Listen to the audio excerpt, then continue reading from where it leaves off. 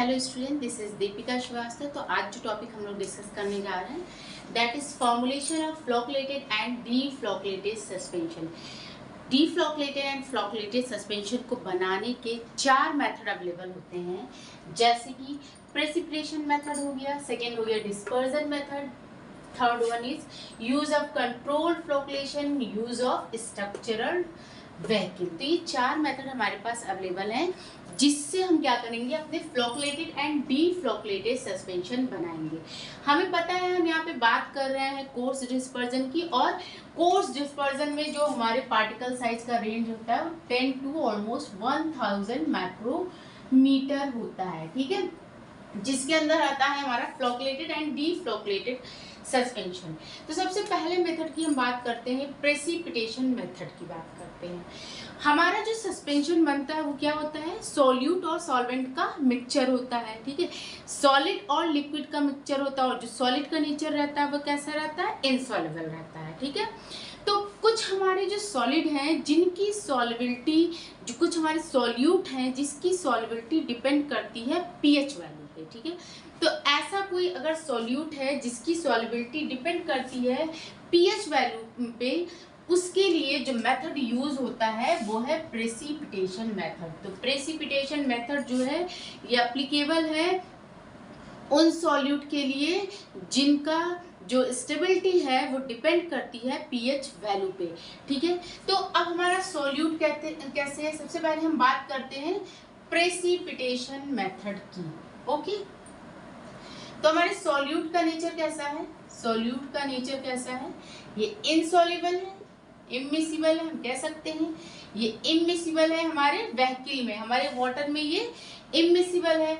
तो हम क्या करेंगे, सबसे पहले सॉल्यूट को ऑर्गेनिक सॉल्वेंट में, मिसिबल ऑर्गेनिक सॉल्वेंट में ऐड करेंगे। क्या करेंगे, सबसे पहले ये जो सॉल्यूट है जिसका नेचर क्या है, ये क्या होता है, वाटर में इमिसिबल रहता है, इसको हम क्या करेंगे, एक ऑर्गेनिक सॉल्वेंट में क्या करेंगे, इसको मिक्स करेंगे। ऑर्गेनिक सॉल्वेंट जैसे कि इथेनॉल हो गया, मिथेनॉल हो गया, इसमें हम क्या करेंगे, इसको डिप करेंगे। तो एक सॉल्यूट, ठीक है, जिसका नेचर क्या है, इमिसिबल है,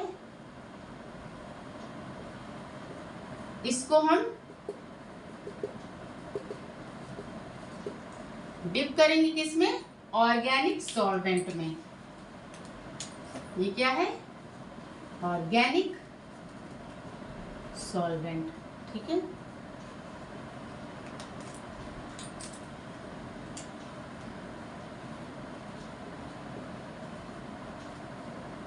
ये हमारे क्या हो गए, सोल्यूट हो गए। तो सबसे पहले हमने क्या किया कि अपने सोल्यूट को ऑर्गेनिक सॉल्वेंट में मिक्स किया। जब ये मिक्सचर प्रिपेयर हो जाएगा किसका, सोल्यूट का और किसका, ऑर्गेनिक सॉल्वेंट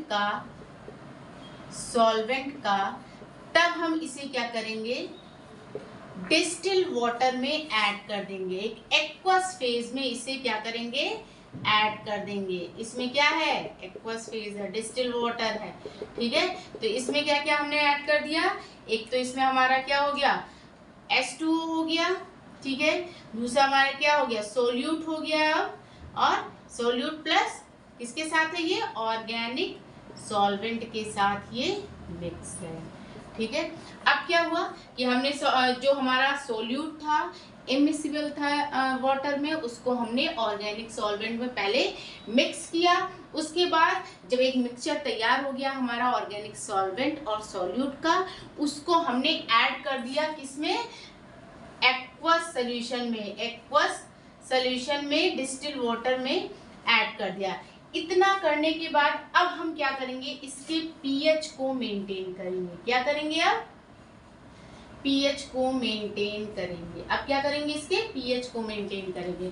तो अगर कोई सॉल्यूट है जिसकी सॉल्युबिलिटी डिपेंड करती है उसके पीएच वैल्यू पे, तो हम डायरेक्ट ही उसके पीएच वैल्यू को चेंज नहीं कर सकते हैं। क्यों, क्योंकि जो हमारा सॉल्यूट है उसका नेचर क्या है, वो वाटर में, वो वैक्यूल में हमारे मिक्स नहीं होता है। तो उसको मिक्स हम सबसे पहले किस में करेंगे, ऑर्गेनिक सॉल्वेंट में वो इथेनॉल, मिथेनॉल या कोई भी ऑर्गेनिक सॉल्वेंट हो सकता है जो हमारे सोल्यूट के लिए सुटेबल हो। तो क्या होगा, पहले हमारा सोल्यूट और ऑर्गेनिक सॉल्वेंट का एक मिक्सचर तैयार हो जाएगा, उसको हम फिर ऐड कर देंगे किसमें, हमारे डिस्टिल वाटर में ऐड कर देंगे और एक प्रॉपर एक मिक्सचर हमारा प्रिपेयर हो जाएगा। फिर इसके हम पीएच को मेंटेन करेंगे। तो इसके लिए हम कौन सा मेथड यूज करते हैं, प्रेसिपिटेशन मेथड। क्लियर, प्रखर, क्लियर हो गया, ठीक है। आगे बढ़ते हैं, दूसरा हमारा है डिस्पर्जन मेथड।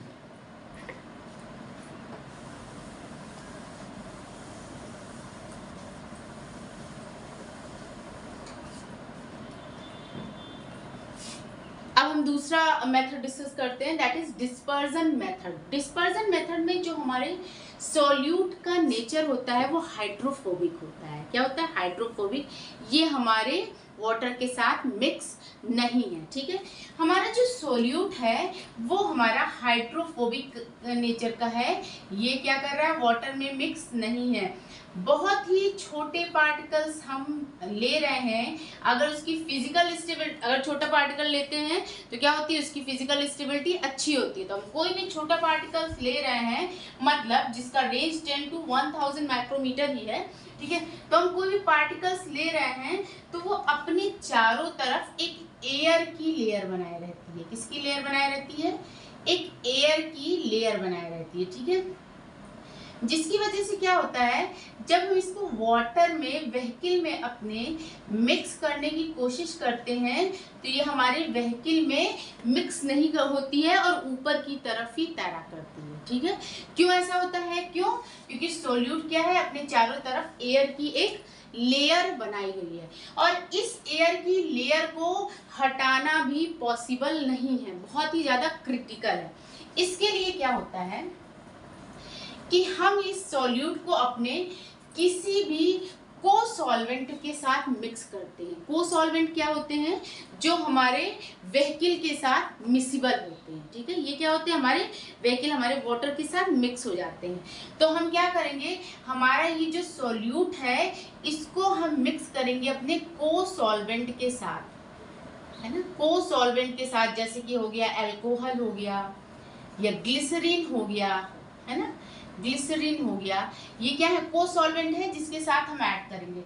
जब हम अपने सॉल्यूट को, इस सॉल्यूट को अपने को सॉल्वेंट के साथ मिक्स करेंगे, ठीक है। ये हमारा क्या हो गया, को सॉल्वेंट। ये हमारा कंटेनर है,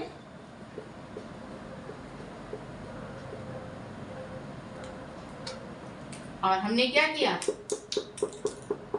ये हमारा सॉल्यूट है। तो जब हम अपना को सॉल्वेंट अपने सॉल्यूट के साथ मिक्स करेंगे तो हमारा ये जो को सॉल्वेंट है, मान लेते हैं ग्लिसरीन, ठीक है, या अल्कोहल, ग्लिसरीन ऐड किया हमने, ग्लिसरीन ऐड किया तो ये ग्लिसरीन क्या करेगा, सॉल्यूट को चारों तरफ से घेर लेगा। क्या करेगा, सॉल्यूट को हमारे चारों तरफ से घेर लेगा, इसके चारों तरफ अपनी एक कोटिंग बना लेगा, ठीक है। इसके चारों तरफ अपनी एक कोटिंग बना लेगा, ये चारों तरफ से इसको सॉल्यूट को घेर लेगा। आ रहा रिद्धि समझ में, सक्षम, ठीक है। इसको क्या किया, चारों तरफ से इसने इसको घेर लिया। अब क्या हो गया भाई, हमारा जो ग्लिसरीन था, जो हमारा को सॉल्वेंट हम यूज कर रहे हैं, इसका नेचर क्या है, ये हमारे वाटर में मिक्स हो जाएगा, ठीक है।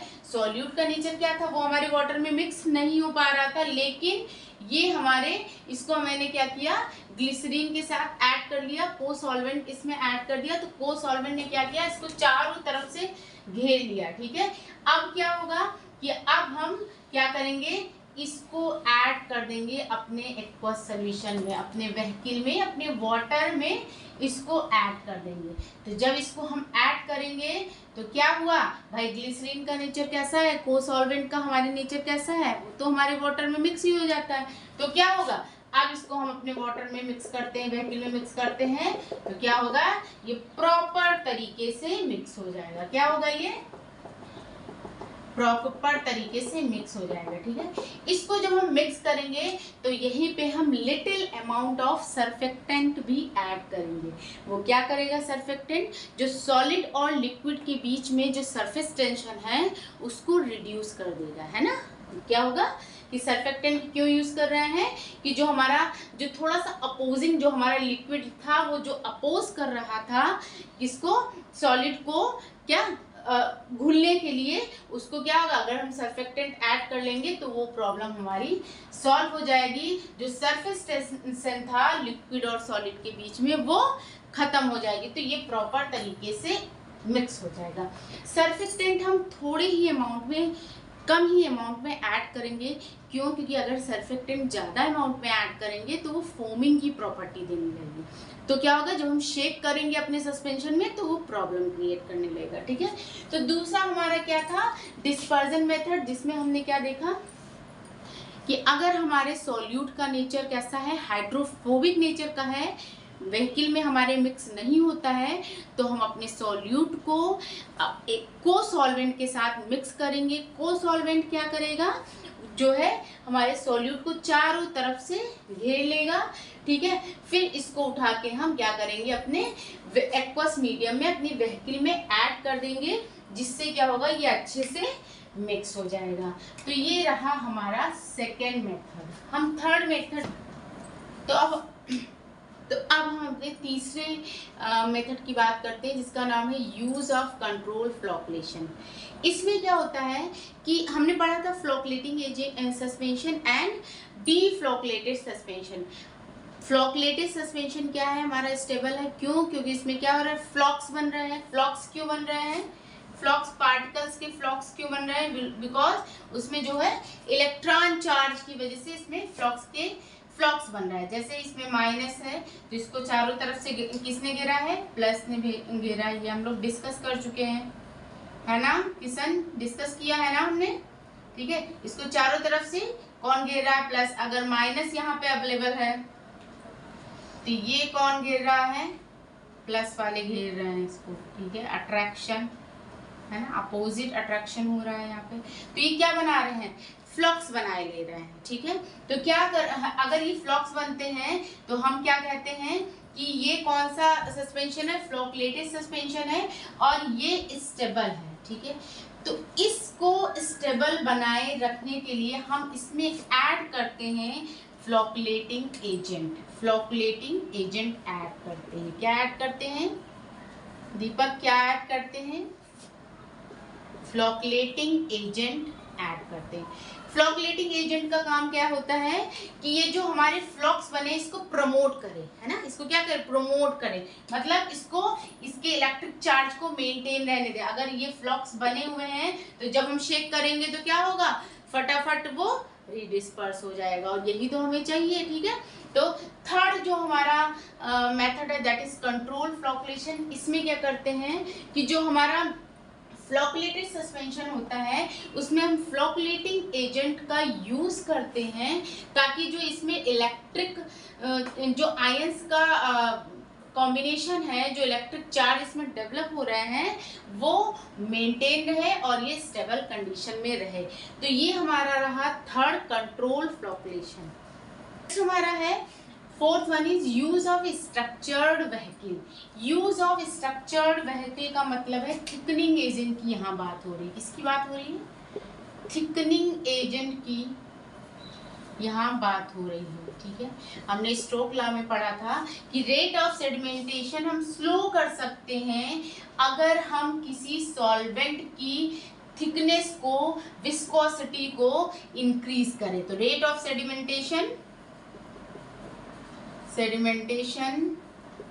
सिफा समझ में आ रहा, मंतशा, सेडिमेंटेशन डिक्रीज कर सकते हैं अगर हम विस्कोसिटी इंक्रीज करते हैं सॉल्वेंट की, है ना, ये तो हमने पढ़ा था। ठीक है, तो यहाँ पे क्या है कि अगर कोई हमारा सस्पेंशन है, ठीक है, स्पेशली यूज होता है किसमें, डीफ्लोकुलेटेड सस्पेंशन में, तो हम क्या करते हैं उसमें थिकनिंग एजेंट की का यूज करते हैं, ताकि क्या हो कि जो हमारा रेट ऑफ सेडिमेंटेशन है पार्टिकल्स का वो जल्दी ना हो पाए।